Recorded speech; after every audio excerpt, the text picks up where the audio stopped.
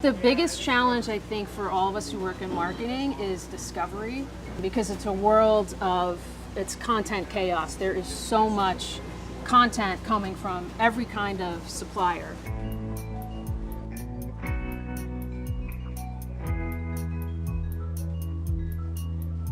So the broadcast networks, we're competing with the digital networks, we're competing with video games, social media, any way people want to spend their leisure time, we need to capture their attention. And when you have a new show, it's hard to build an audience because people are not necessarily watching in a linear fashion the way they used to be. What is it that you expect to see at South by? What are you here to enjoy beyond the activations you're doing? I'm here to learn, and so I attend panels, and I'm here to connect with other people in my industry and people in the ad community, people who are in entertainment, but also people who are not in entertainment.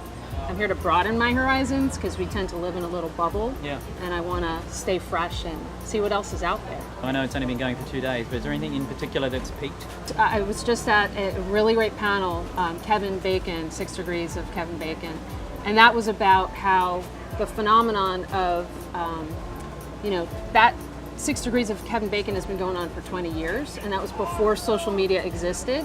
So that I thought was very resonant, and everyone there is tweeting about it, and what Kevin Bacon has done is turn that into a foundation, and he's actually doing social good with it. So yeah, very cool. As a traditional broadcaster, one of the originals, what is the thought, what's the importance of your video distribution?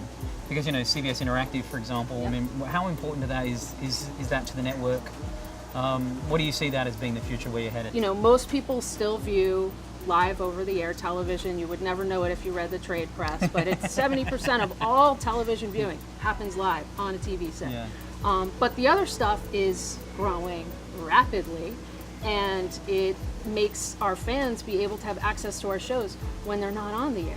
Now they can, because they have the CBS app or they have VOD. These platforms let people get into the show, and then what happens is that tends to drive the live viewing. So it sounds like you can build currency around the before it happens, when it's live, and then you've got a backdraft for the next to build. So you're saying that digital is really a companion to live, and they work complementary. Digital is TV's wingman. It really is. They work together, and they're totally complementary. And I remember 7 years ago when I started, just the threat. Oh, it was the threat. And then we realized this is an incredible tool, and it's only fueling our network and helping us.